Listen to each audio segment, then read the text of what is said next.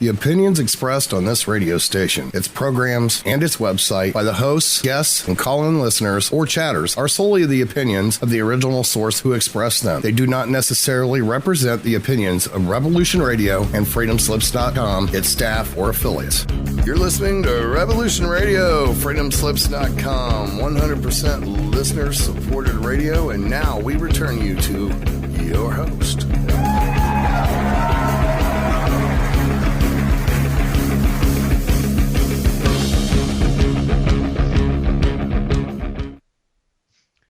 We have on the show later, we have Eva Bartlett coming on. I'm delighted to say. Eva is a Canadian independent journalist. She recently addressed the United Nations, I think it was as recent as last month, if I'm correct, on the situation in Syria. She is a journalist who has been on the ground. She's been an independent journalist, which is, which means she's uncompromised and, honest, and there's no agenda there. The only agenda being truth, peace, and a desire for truth, peace, and justice in the whole situation. And she's been on the ground, which, it means that she's perfectly placed to accurately report and has genuine credibility, as opposed to the propaganda that we get out of there, the Western propaganda networks, the CNNs and the MSNBC and the Fox News and the here in the UK, the BBCs, the Sky News, the Channel 4 News, the ITV, all of them nothing more than, state-driven propaganda. And if you want the facts and the reality, you have to come to shows like this, and more and more people are tuning into the likes of Revolution Radio and other alternative radio networks for the truth and honest journalism. Again, we don't have big sponsors and advertisers, so we're not we're not accountable to them. We're not going to be influenced and persuaded by them, and they do not influence the information flow here like the big mainstream networks. Some of them are worse than others. And, you've got the non-Western media networks like RT, Press TV. Of course, they've got their own agendas as well. You can't assume that that's all going to be, absolutely 100% honest without any bias. But they are a lot more, in my experience, they are a lot more honest when you do the research and than the Western media, because they have zero credibility anymore. And we have seen this reach new levels by the just tremendous lies and demonization of Donald Trump. I mean, the New York Times, it was bad enough as it is, but that rag is finished, I believe. And, the Washington Post and CNN again, these networks are just dying and dying quickly, it would seem to me. And whereas alternative radio like this is the new the new source of genuine journalism. And that's why we have people like Eva Bartlett prepared to come on shows like this, as well as been on Eva's been on Russia Today and as well. So she'll be coming on, I think, in about 5 minutes, and she is incredibly busy. I was talking to her on Facebook earlier, and she is just absolutely overwhelmed, I think, by the amount of information and emails and interview requests like this. So again, I'm thrilled and delighted that she's actually found the time to come on. She'll be with us for about 45 minutes. So as soon as she comes on, I will add her to the call. And again, she's an independent Canadian journalist, and she recently addressed the United Nations about the propaganda and the lies of Western, what I would call ostensibly Western Zionist media propaganda outlets, basically keeping the truth from the West, because they need to keep the people in the US and the West in the dark as to what's really going on over there. What the mainline narrative is always democracy spreading. So in Syria, we are spreading democracy there, but it's that convenient type of democracy, which is basically we need to remove the democratically elected government that's already in place, and then democratically put our puppet politicians in there. This is the Western version of democracy spreading. And it's just black's white and, ups, down, and downs up when it comes to these things. Really just believe the opposite of all these people, all these networks tell you. Nation building, we're told, these buzzwords, or as I like to call it, nation rebuilding, after the military-industrial complex wrecking ball has flattened the country. And then they can rebuild it with, of course, all the Western contractors involved. So I think we might have Eva. She's just coming on now. Just from talking to you earlier, then you've just been absolutely snowed under, inundated. I'm lucky to have you on the show, really, from what you were saying, because you've just been like so flooded by interviews and emails, and so what's been going on? Well, I have been flooded. I think it's following a presentation I did at the United Nations in early December.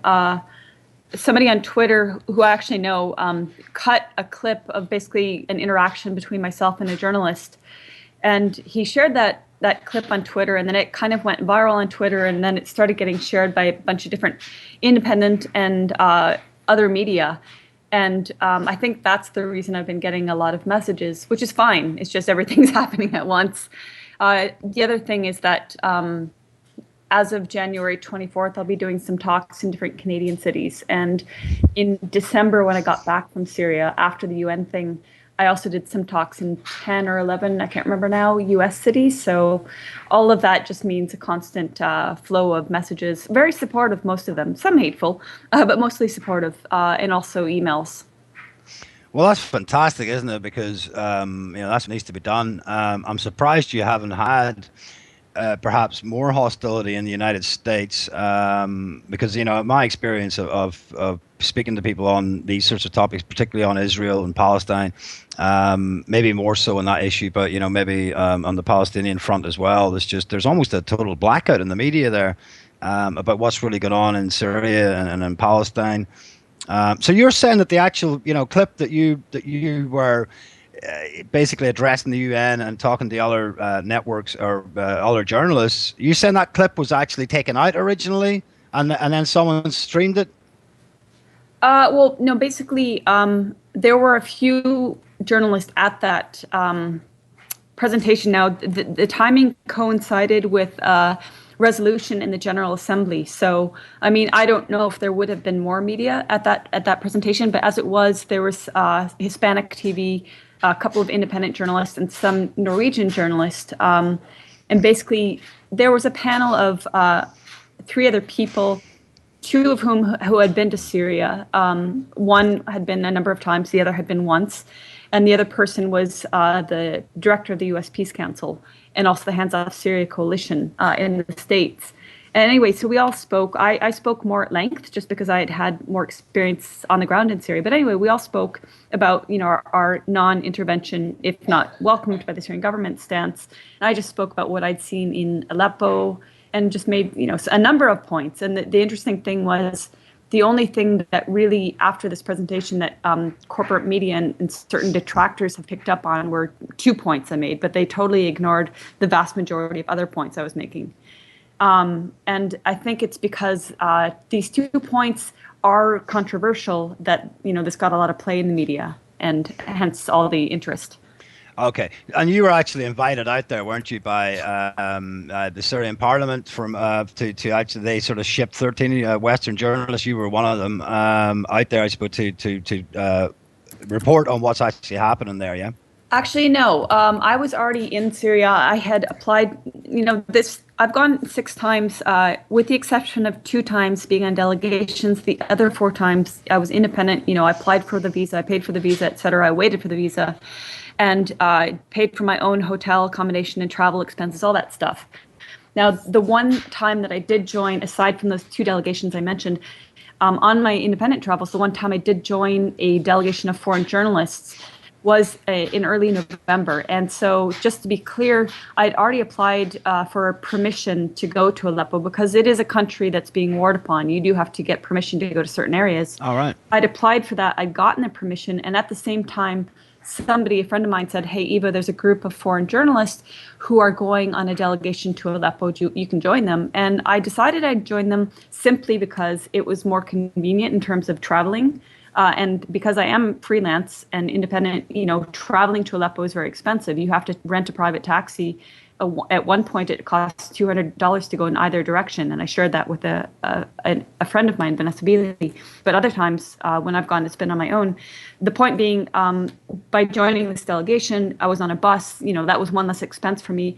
The other interesting thing I thought would be to see where these journalists went and see how they reported on what we were all seeing. Because I thought, I was pretty certain they wouldn't report it with maybe the type of way I would report it, or I was interested to know if they report fully what we'd seen. And we can get into that. So that was the only time that I, joined this delegation of foreign journalists. That's all right. Okay. So yeah, because I've been reading some of your diaries. See, so when did you first go out to Syria?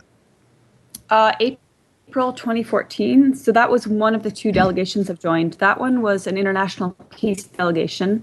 And I'd been doing a lot of research and reading on Syria, and I had a pretty fair idea of what was going on. But, there's nothing like actually going there and hearing from the people. So that's why I was interested in joining that delegation. And I had no idea about the country. I'd never been there before. And then immediately after the delegation finished, I stayed on for a couple of weeks on my own. Staying mainly in the old city of Damascus. And when that visa ended, I went to Lebanon. I immediately applied for a journalist visa to go back to Syria. And I had to wait something like 35 days or something in Lebanon, doing this all on my own. But I did get it finally. And I went back to Syria for just over a week. At that time, going to some key areas like Homs and Ma'lula. Yeah, because I think Homs is where it kind of almost some of this stuff's kicked off, wasn't it? But anyway, listen, we're going to go to break, and just to flag up, because the ads always when the music comes in, Eva, we can talk, but just to let you know, the ads will kick in, and they'll be on for about 5 minutes, and we can come back and get into some of this stuff in more detail. Now we've got the Skype sorted out and all that. But yeah, I mean, I think Homs is one of the places that it kicked off in early on, I think, if I'm correct. Well, there's some other places where it kicked off early on, but what's significant about Homs is that it was dubbed by Western media and leadership as the so-called capital of the quote-unquote revolution. And so by going there after the rebels or the militants, the terrorists, depending on whom you speak with, how they define them, after those militants, terrorists were extracted from Homs, and speaking to the people who lived, there under their rule, you got a whole different feel for what was really happening in Syria. So we can get into that after the break. Sure. Okay, I'll speak to you on the other side in 5 minutes. Sounds good.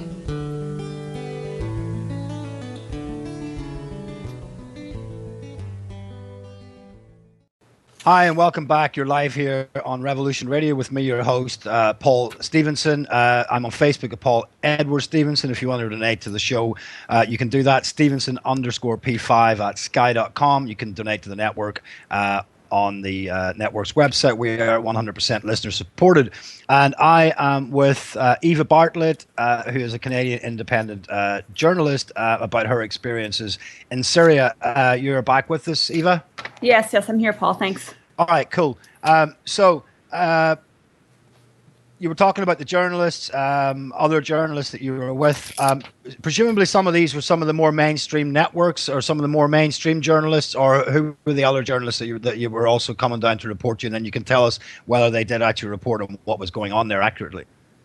Well, there were 13 others, including photojournalists. I'm not sure all the different press or publications they represented, but I was aware of a well-known figure of the New York Times, Ann Barnard, and somebody from the LA Times. BBC had a few journalists there, and the others I don't know offhand. But so there were some interesting things, like, for example, on November 3rd, it was a day that was really rather representative of what Syrians in Greater Aleppo had been experiencing over the years, since mid-2012, when so-called rebels occupied eastern and other areas of Aleppo. And what Greater Aleppo, which our media essentially disappeared because they didn't talk about the 1.5 million people in Greater Aleppo in their focus on Aleppo and Save Aleppo. But what the people of Greater Aleppo were enduring on a near daily basis was a bombardment of missiles from these so-called moderate rebels, varying missiles from Grad missiles to mortars to homemade gas canister bombs, which are quite deadly. And in the last 4 or 5 years, 11,000 civilians have been killed by these different missiles and also snipings of terrorists. So on November 3rd, it was a day where militants in eastern Aleppo basically rained Grad missiles down heavily for hours on the city while we were there. Also mortars, also the gas canister bombs, etc. And by the end of the day, 18 people were killed, civilians, and over 200 were injured, including critically injured. So the LA Times guy, to his credit, I thought his reporting was fair. But Barnard of the New York Times, she did report, some of the testimonies that she took from the people we were seeing at one of the main hospitals, Razi, and also at the morgue just around the corner. And it was a dreadful scene, so much suffering. But then she equated or balanced her report by citing from the Syrian Observatory for Human Rights, one of their allegations. And now I think listeners should know the SOHR is based in the UK, and it's run by one man who's an exile Syrian with a hate-on for the government, and whose sources are generally unnamed activists and people embedded with Al-Qaeda in Syria. So that's that guy up in Coventry, isn't it? Yeah, so it's not exactly the most credible source, and yet she, although we're on the ground, instead of just reporting what she saw that day, as other people, including the LA Times guy did and I did, she had to in some sense balance it out by reciting from this SOHR guy allegations that Syrians or Russians bombed elsewhere in Aleppo governorate. So, I mean, that contaminates the report. It basically says, well, both sides are suffering. And she also, another thing she did was to say, to imply or to write, I forget how she phrased it, that this was unusual for Aleppo, this kind of bombardment. When the previous night we'd been walking around Christian areas near the old city of Aleppo in an Armenian district, and it was very dangerous because we were, within 50 to 100 meters of al-Nusra snipers who couldn't see us because of different metal sniper screens people have put up to try to protect themselves from view. Nonetheless, she was aware of the danger, and we've been hearing testimonies from residents who were still in those areas of the suffering they've been enduring for years of the bombardment. And yet when she reported on November 3rd the bombing, she made it seem like it was random or not normal. So, that's distortion of reality, and that has an impact. She has a big audience, right? So people don't know. No, in fact, people in Aleppo were living hell for the last 4 years. Yeah, well, I think, would expect nothing more or nothing better from the New York Times. And I think you said they have a big audience. I think their audience is getting increasingly small. Because they're just losing credibility all over the place, as are the CNNs of this world, the MSNBCs, the Fox News. In this country over here in the UK, I'm based in England. I'm Irish originally, but I'm based in England. The BBC, Sky News, Channel 4 News, ITV, it's all just propaganda. It's just more of this distortion that you're talking about, and in many cases just outright lies where it's just black's white, and it's the complete opposite of actually what's going on. Would you concur with that many of the cases, I know it's certainly the case in Israel and Palestine, where it's not even distortion, it's the complete opposite of what's going on? Absolutely. It really is. I mean, for example, let's take a prime example. In December, I was last in Aleppo for my 4th time in November. And the third time in Aleppo was with this journalist delegation for 3 days. We can talk about some more notable events from that visit. But then some days later, I went back on my own, and I was there for a week. And, I took testimonies of Syrians who'd managed to escape from so-called rebel occupied areas. And they were talking about the hell that they were living in and how they tried to escape prior and been prevented by these terrorists, violently prevented. And also then after I'd left in December, what we saw was the liberation of these areas of Aleppo. And the majority of people streaming out of those areas, were streaming into government secured areas. And they were saying, thank God we're free. This is the overwhelming sentiment. Yes, there were people who supported this, Muslim Brotherhood, Wahhabi ideology, but the vast majority didn't. And they wanted the hell out of there. And yet the way our media was reporting it was Aleppo had fallen. And, that's a choice term, that lexicon, implying that the people in Aleppo were not overjoyed to be liberated, and they in fact were manufacturing massacres that didn't occur. They were saying that the Syrian army of the Russians had massacred these people at the same time that people were being freed and liberated from the clutches of these terrorists. So it's, like you said, it was the complete opposite of reality. And that's a really significant example because in the eyes of Syrians, the liberation of Aleppo was immense. This is a significant development and one I didn't see coming anytime soon. Well, exactly. I mean, they did exactly. They pulled the same trick in the Crimea as well, and that's just now an accepted reality that Russia invaded the Crimea. This happens over and over again, and it's just repetition. I would, from what I understand as well, that that even though Assad's not perfect, there has been overwhelming support for Assad in that country. Again, none of this actually gets through. Yeah, and I think the way to look at it is not Assad's not perfect. Well, he's the first to admit nobody's perfect, right? But the whole thing is the Syrian government has flaws like any government, and people do complain about corruption there, and they do want, that's a huge element of the problems they want to see fixed. But we know, I mean, most of us who have rational thinking, critical thinking brains know really what's happening. It's not about Assad. And you go to Syria and you find that he has immense support to the point where people wear T-shirts and hats with his image on it. But and it's not cultish. I know people, that's the way the media try to portray it, that, traveling throughout the country, speaking in their dialect with them, in Arabic with them, people I've met with, they say, look, first of all, this isn't about Assad. Second of all, he's a good person in their view.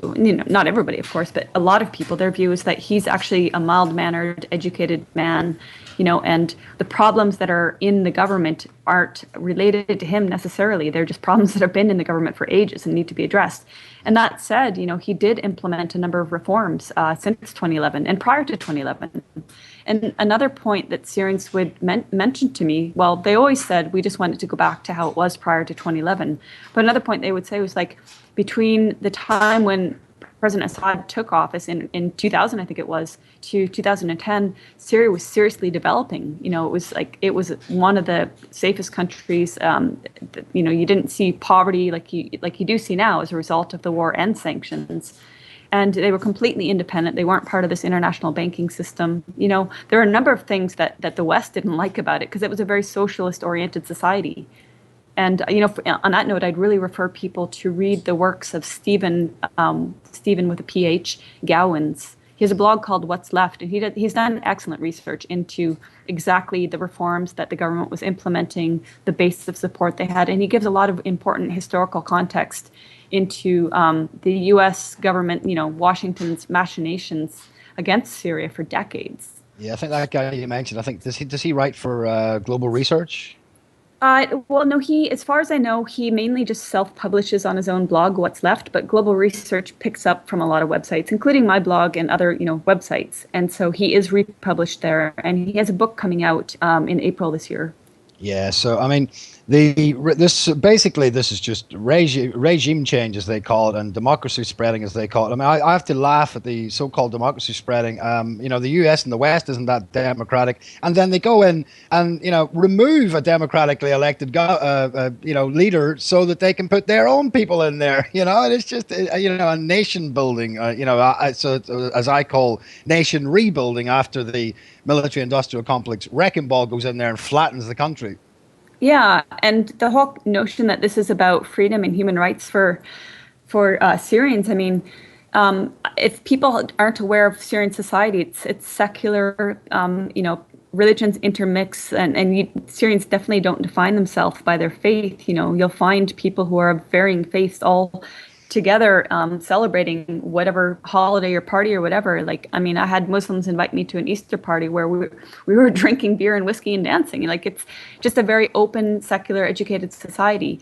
And the freedom that, the West wants us to believe is being delivered to Syria is being delivered by these Wahhabis, or Wahhabi indoctrinated people, terrorists who basically would not give women any rights and who've made it a point to destroy their Syria's culture and heritage and their education. It's just everything that these terrorists, these mercenaries have done is anything but revolutionary. You know, what kind of revolution destroys its own infrastructure and heritage?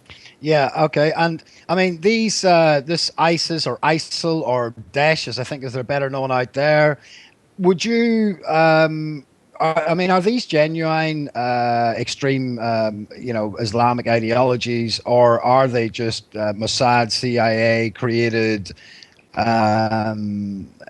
death squads, mercenaries, basically?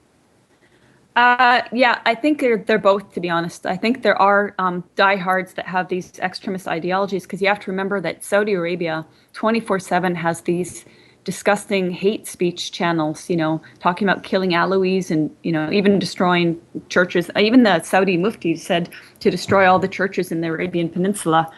But there are people that have fallen prey to either the Wahhabi or the Muslim Brotherhood extremist ideology. And then there are mercenaries, out-and-out mercenaries that did their mercenary work in Libya and that have been rerouted to Syria. And there are people, believe it or not, that think they're waging so-called jihad to liberate Palestine, and they're in Syria. I mean, there's some really stupid people committing atrocities there. Yeah. I mean, my understanding of this is that, this is all part of the Greater Israel plan, where these there's proxy groups are used to remove, the sovereign governments of these countries, so that they can divide up with sectarian groups in the region. I mean, how does Israel fit into all of this in your experience with, the Saudis, US, obviously, and NATO? What do you find out there on the ground? Oh, I mean, on the ground, I haven't seen it myself, but I've certainly talked with people. I remember, so I was in a district called Al-Zahra Homs, and Zahra is an area that when I was there in December 2015, I was visiting specifically because a few days prior, it was subject to a triple car suicide bombing, horrific tragedy, horrific act, terrorist act. And so I was there to take testimonies of people and, try to convey their suffering, because we never hear about this in our media. And interestingly, one of the people, his father, several of his family members had been killed. But anyway, he was a soldier and he served down in Quneitra. And he also talked about being at the Golan Heights and seeing Israelis interact with terrorists, Israeli soldiers entering the Syrian-occupied Golan and interacting with Nusra and other terrorists. And it's not just he. I've heard this from other Syrian civilians. Also at the United Nations, the UNDOF, I forget what the acronym stands for, but UNDOF, Observer Forces, I believe, in the occupied Golan have reported on seeing Israelis interacting with mercenaries. And then, of course, you have, I think it was Sky News that did this report wherein they were with the Israeli army, and the army was on a mission, this so-called heroic mission to deliver quote-unquote rebels back to Syria. So they'd basically been patching them up in Israeli hospitals and then sending them back into Syria. And of course, there are pictures of Netanyahu in one of these hospitals praising these so-called rebels. So there's the obvious interaction of Israelis and support of Israel for terrorists.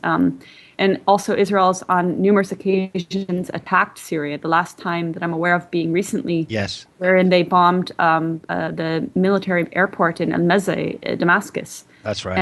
And actually, when I was in Syria, I had taken a bus to a district southeast of Damascus called Sueda, and I'd left from an area just outside of Damascus called Jadamana.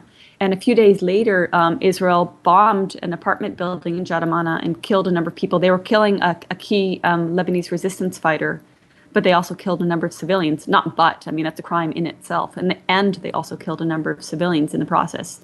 So I think you definitely hit on a point, the Greater Israel Project and also the Project for a New American Century. Israel's expansionism continues, and the American desire to control not only resources, but prevent others from having those resources is a large factor of what's going on.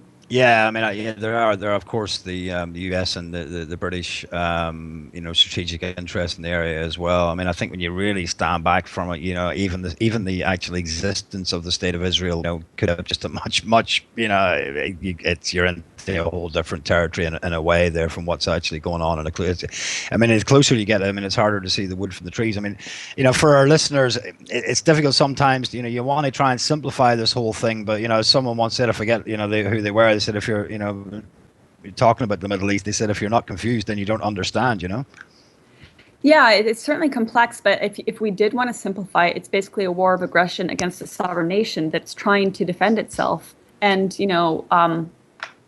as you were alluding to regime change operations before, one of the first things they do in trying to topple governments is to vilify the government. So whether it's Venezuela, Cuba, Libya, Iraq, Syria, etc., the leader who in prior years was praised suddenly is this demon that the world has to hate and support, overthrowing. Even though, in the case of Libya and Syria, you can find there was overwhelming support for both leaders. Whether or not you like the leader, that's irrespective. It's not our decision. If the people want their leader, then it's not our decision to intervene. And well, exactly. Yeah. I mean, that's the thing, isn't it? I mean, it's not, even if there are problems there in Syria with their, with the people in their government, that's up to them to sort out, Absolutely. And then, so there's the mythology, there's the vilification of the government and the army. And so the army is not called the Syrian army or the Syrian Arab army, as it is in Syria. It's called Assad's forces, right, in the corporate media. And this implies to Western readers or listeners who don't have time to look into what's really happening in Syria. It's subtle for them. It's not subtle for people like us who are more actively involved in researching, but to them, it's this subtle plant in their psyche, like Assad's forces. Therefore, the Syrian army must be bad because Assad is bad. That's what they're being told. The Syrian army comprises people of all walks of life. And I was actually on my first, and I still continue to be amazed whenever I go back to Syria, how many older soldiers I see. So these are people that are not conscripted. They've done their service. Because Syria, it's like many nations, most men have to do military service unless you're an only son. Anyway, you go to Syria and you find women serving as well, whether they're in the National Defense Forces or in the Syrian army. And you find a lot of older soldiers volunteering, going back to defend their country.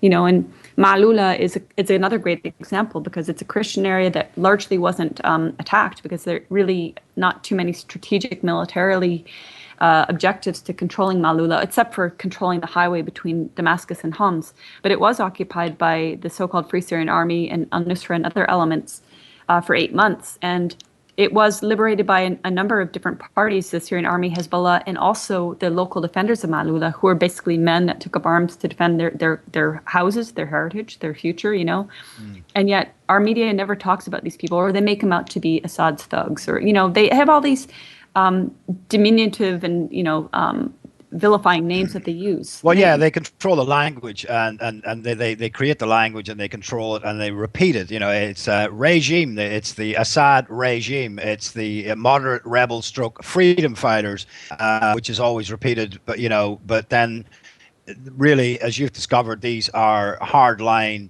anything but moderate psychopathic terrorist groups, whether they're just mercenaries or whether they're actually absolute nutcases driven by extreme ideology. Yeah, I mean, look, if you look at some of the early massacres that our media covered up, well, at first they blamed on the Syrian army or government, and then when that wasn't possible, they just covered up or dismissed the story. In June 2011, so first year of the so-called uprising, about 120 people, soldiers and civilians, were massacred by the FSA, the Free Syrian Army. Hula, in May 2012, there was about 100 civilians who were massacred, again, by these, I believe it was FSA again. And in fact, when I was in Syria, I was there for two months this summer also, and I went to an area called Taouna, which is very close to a village called Akrab. And in December 2012, Akrab was also subject to a massacre of at least 100 civilians. And I talked with some of the people who had survived. It was hellish. And this was again by the so-called Free Syrian Army. The Free Syrian Army participated in the devastation of Ma'lula. So they've been, the Free Syrian Army, which the West calls moderates, they have committed heinous massacres. They were occupying areas of Aleppo. So, for example, an area called Leramun, there was the 16th Brigades of the Free Syrian Army, and they were occupying that area, and they were firing these homemade gas canister bombs onto the civilians of Aleppo. And nobody addresses this. You know, these gas canister bombs might not level an entire building, but the larger sized ones, because they use water heaters as well, can take out an entire floor. And even if they don't, even if it's just a mortar, all it takes is a mortar to burst into a room and kill 5 people at once, 10 people at once, right? And these stories were all negated because it didn't suit the narrative. Oh yeah, well, that's what I'm saying. There's an almost total blackout of what's really going on there, and you have to talk to either non-Western media. I saw you like RT. I saw you on RT or Iranian TV, Press TV, or shows like this, because even the alternative, some of the bigger alternative networks, I don't want to name names. I will. Well, in the US, but they don't report on this. You know, suddenly when it comes to US foreign policy, certain big alternative networks, they sound very like Fox News, and they're, it's this blind support of Israel all the time. Yeah, I will. Democracy Now! It needs to be outed. Democracy Now! Has been atrocious on Libya, and it's been atrocious on Syria. They consistently host almost exclusively only those supporting the NATO narrative of regime change, and they even went to the extent of endorsing and having on their show I don't know the names, but the filmmakers that made this documentary on the White Helmets. And as I'm sure you're aware, and your listeners might be aware, the White Helmets are a Western-funded, like $100 million propaganda group purporting to be rescuers, and they work exclusively in Al-Qaeda areas. And, many of them are themselves holding weapons. Yeah, again, just Western-funded liars. You can call it propaganda. There's just, lie-spreading merchants, and again, Western-backed, Western-funded, like these other groups, these other moderate groups, and all the rest of it. Eva, when we go to have you got another 10 minutes on the other side? Yeah, that's fine. All right, thank you.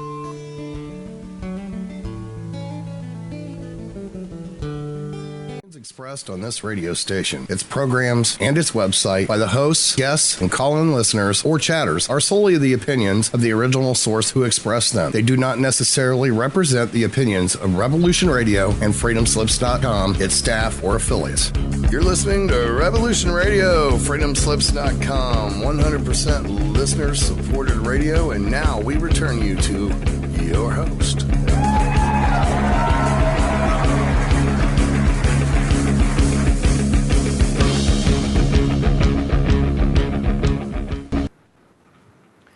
All right, ladies and gentlemen, you're back here live on Revolution Radio with me, your host, Paul Stevenson. Again, I'm on Facebook at Paul Edward Stevenson. Donate to the show at Stevenson_P5 at sky.com. And I am live with Eva Bartlett, the Canadian independent journalist. Where were we, Eva? What's the end game here? I mean, I've given you a breakdown of what I understand to what this is all about, but I realize that there are complexities to it.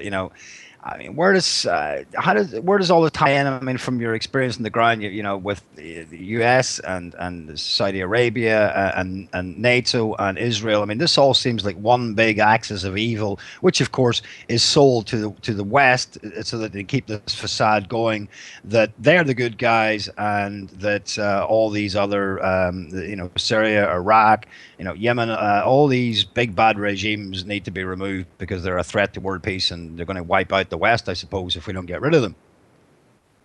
Yeah, well, a threat to world peace is this NATO alliance and their wars of aggression on sovereign nations. And Israel, of course, is a major factor, as you already mentioned. I mean, Syria has been the greatest supporter of, one of the greatest, if not the greatest supporters of Palestinians and their right, to resist the occupation, the total occupation of Palestine by the Zionists.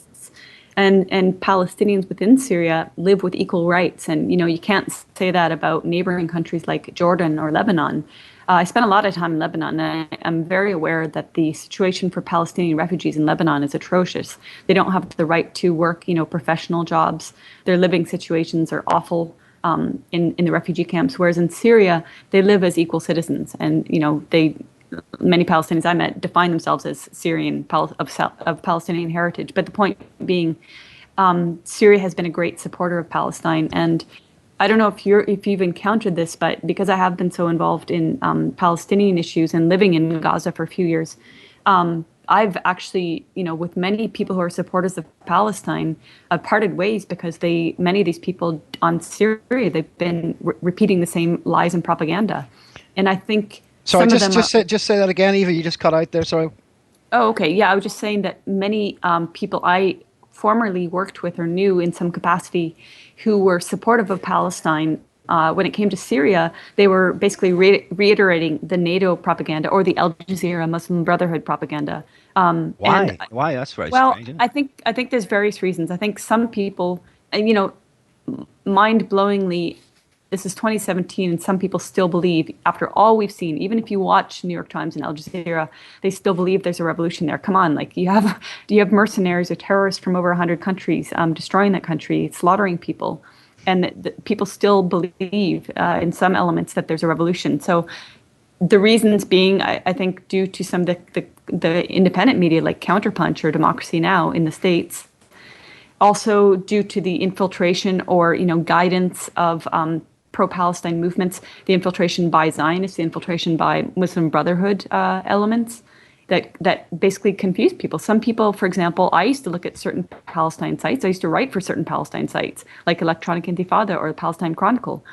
And people involved, especially with the Palestine Chronicle, Ramzi Baroud started up the Middle East Eye, and he's been a major proponent of terrorist propaganda or anti-Syrian government, anti-Syrian army, anti-people propaganda. And yet he has a major influence on Palestine supporters. Some people are just genuinely confused.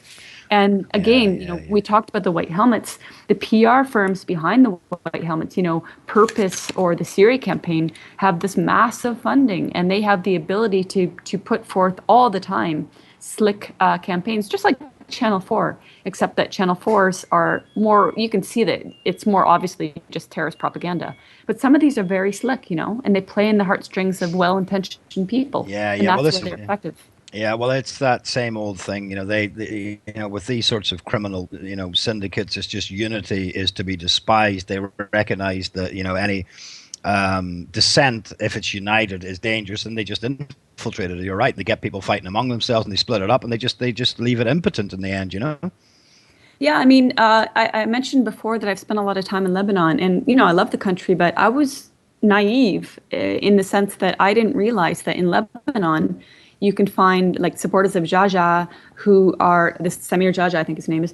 You can find people who actually support the Zionists, and they're very anti-Syria for different reasons, and they're against Hezbollah. I mean, it's just like you have a lot of supporters of Hezbollah, which are seen as the resistance group that liberated Lebanon from Israeli occupation, and yet you find, and I guess the point I was trying to make is that Lebanon's been so divided by outside forces into sectarian and confused lines, and I think that's kind of what we see also with people who are supportive of Palestine or confused on Syria. There's just so many forces that are confusing people and putting forth, information that's just not true. Yeah, and a lot of people, of course, who are intimidated. I met a guy I'm a Christian, and I met a guy at a theological seminar in London earlier or last year, and he was from Lebanon, and he was talking to me, and he was saying, he found it an aberration, really, to find a Christian from the UK that was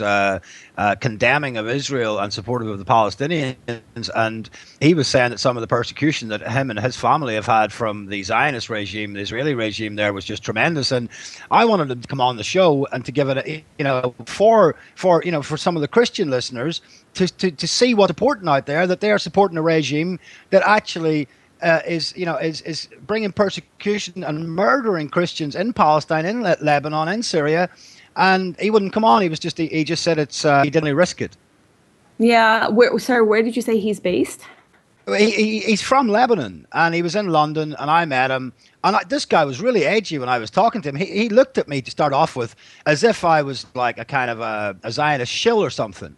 And I had to say to him, listen, it's okay. I mean, I'm a Christian, and I genuinely don't support Israel. And after about 10 or 15 minutes, and I told him, give him some facts and figures, and he realized that, what side I was on, he started to relax a bit. And he said to me, well, email me. Because I said, it'd be really invaluable for the Christians, Zionists, to see what they're supporting, because they're brainwashed and they don't realize that this regime keeps the black out in the media and is responsible for tremendous persecution, not only of Muslims and Arab nations, but Muslims, but Christians. But he wouldn't come on. He just said, he said, he said, I don't think I could do that. He said, because I don't want to risk me and my family any more than what we've already had. Wow. Yeah, that's intense. And he was actually scared when he was talking to me. I think he thought I was just like, a fifth column Zionist kind of thing, like a shill basically trying to out him. But anyway, again, the Christians don't understand what they're supporting out there. I think it's a total oxymoron, a Christian Zionist, and I am sick and tired of hearing their BS about Israel being under threat and Israel trying to survive, and everyone's pointing nukes at Israel, and Israel's got surrounded in the region, and God will deliver them, and all the rest of it. Just talk a little bit about your experience in Gaza, please, if you wouldn't mind, Eva. Sure. I went there by boat from Cyprus in November 2008, and I was still very new to any sort of activism. Like I'd spent 8 months in the occupied West Bank in 2007. And eventually was deported and banned by the Israeli authorities. Surprise. Yeah, I mean, that's the thing. Like, all I was doing, other people were doing, was documenting their crimes against Palestinians, and that's obviously not something that they want done. And so in 2008, I sailed part of the Free Gaza movement, which was, the original boat movement, which preceded the 2010 Mavi Marmara flotilla. Anyway, so in November 2008, I arrived in Gaza, and about a month and a half later, the 2008-9 massacre, which I think it was 23 days, started. And at that point, there was about 7 of us, I think, internationals. And basically, I was there to volunteer with the International Solidarity Movement. And so we were spread out between Gaza City, North Gaza, like Jabalia, etc., or the south of Gaza. And those of us that were in Gaza City and the north decided to volunteer with the Palestinian Red Crescent for 2 reasons. One, in the hopes that the Zionists would not attack ambulances, although they did attack one that I was in with machine gun or sniper fire. So they attacked the ambulance, yeah? Yeah, well, that's the reason we were riding with them, because we knew that that's what they do. They do it in the West Bank as well. They attack medics because if you hit the medics, then you're creating that many more people that are not going to get the emergency aid. Therefore, you're going to be able to kill or seriously injure that many more people. So we held a press conference and just said we'd be riding in the ambulances, hoping that they don't care about killing Palestinian lives, but it's bad press to kill a foreigner, even though they have. And the other point was that by riding in these ambulances, we could document some of the war crimes. So the white phosphorus, the flechette bombs, the assassination of children, we were taking testimonies of that nature. And otherwise, over the 3 years I spent in Gaza, a lot of the work I was doing, volunteer again, was with farmers who on a daily basis are gunned down by the Israeli soldiers, fishers, the same thing. And, in documenting what life was like under siege, because it's a really inhumane and cruel siege that the Zionists are imposing on the Palestinians of Gaza. And, this is irrespective of Hamas, although I mentioned I was politically naive because I wasn't really that versed in who is the Muslim Brotherhood and what is their agenda. But anyway, just talking about the people of Palestine, I think it's 1.8, 1.9 million people in Gaza alone that are suffering under this brutal siege, which means they cannot export. Their imports are severely restricted. Fishers are gunned down. Farmers are gunned down. Every aspect of life has been destroyed. And they're left, 80% of the population a couple of years ago, when I knew that stat, were dependent on the UN food aid handout. So it's a really, people are lovely, but the life is so hard. Electricity, power outs for 12, 16 hours a day, depending on what's happened, recent events, and constant flyovers of Israeli warplanes, random bombings, even when it isn't a major massacre. So that's what I was doing there, trying to get word out, and always just trying to get the voices of the people who are suffering. And that's the same thing I tried to do in Syria. What are the people really experiencing? What are they really saying? What do they see as the solution? Well, quite. I mean, we just had in the last, I think, a couple of days, we've had two Palestinians killed by Israeli forces. As one guy was a father of 5 children in the West Bank, and there was another, I think, a younger guy was killed and for throwing stones. And the Zionist apologists, on the U.S. non-Jewish Zionist apologists are always saying that well, Israel needs to defend themselves. And this is the propaganda that comes out of there. That Israel are under constant attack from these really evil terrorists, and they're just living on their wits' end. They're trying to survive. From my understanding, that really, as much as you have to sort of do a bit of research to get the truth on what's going on over there. Would you concur that is really not the case? Oh, it's absolutely not the case. No. I mean, again, I mentioned working with Palestinian farmers who are being gunned down. Like literally, they're working in a field of parsley or something, not higher than their needs. So it's not like you can say Israeli soldiers didn't know they were shooting at children or elderly men and women who were clearly unarmed. They know, they do it every day. Yeah. And this is one of the policies, and it's not a policy. It's not necessarily the decision of the individual soldier. It is their decision, but it's also a top-down policy. Yeah. So they're essentially maiming and assassinating people who are trying to earn a living.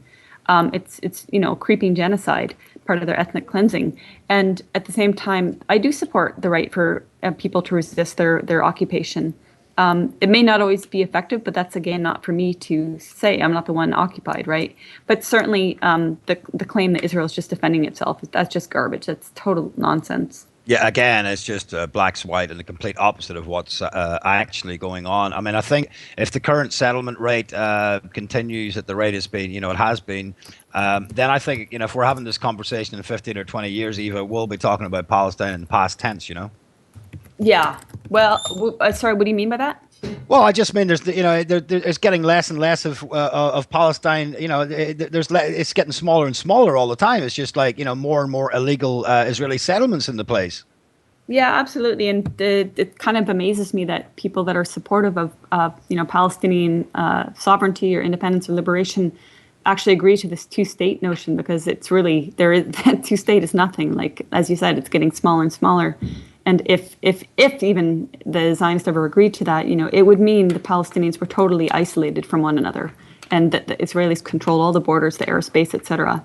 Yeah. The only feasible solution I see, and I don't see Israel agreeing to it, is the one-state one, where people have equal rights. And there's not this, because I'm sure people are aware, but even within so-called Israel, Palestinians that hold Israeli citizenship are subject to tens of laws that discriminate against them simply because they're not Jewish. Well, exactly, and this is why it's laughable when we have this. They're our only democracy friend in the Middle East. I mean, that doesn't sound much like a democracy to me. That sounds like more like Nazi Germany to me. Yeah, definitely not a democracy. But then you look at who else are the West's allies. So Saudi Arabia, which beheads people routinely and which is ruled by, if you want to talk about ruling by one family, that's Saudi Arabia, this monarchy, this elite monarchy that is genociding the people of Yemen.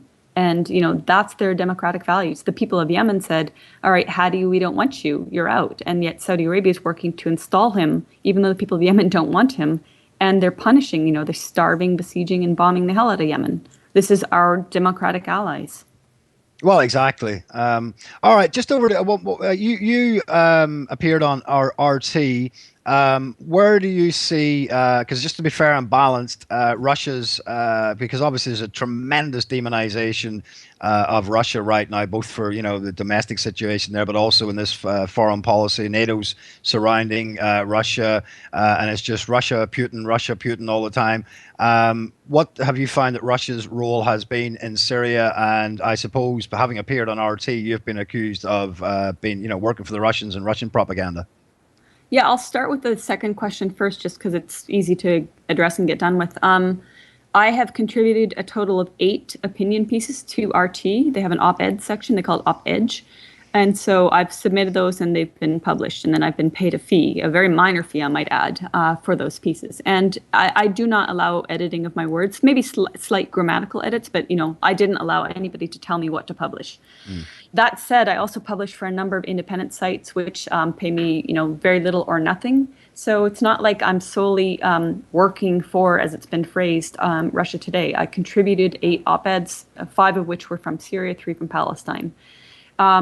And just because I've appeared, again, probably less than 6 times, maybe 7, definitely less than 10 times as a commentator on RT, that doesn't mean I work for them. So then with Russia's role in Syria, they definitely have their own self-interest for sure. But the point is the Syrian government did invite Russia. And whereas the U.S.-led coalition that has repeatedly attacked Syrian army positions was not invited. Its presence, including Canada, Britain, etc., its presence in Syrian space is illegal. And the notion that they're fighting ISIS is completely laughable. The coalition turned willful blind eyes to an ISIS convoy. Was it 2015 when ISIS streamed across the desert, hundreds of miles of open desert in a long convoy of SUVs, etc., to overtake Palmyra. And the U.S.-led coalition did nothing.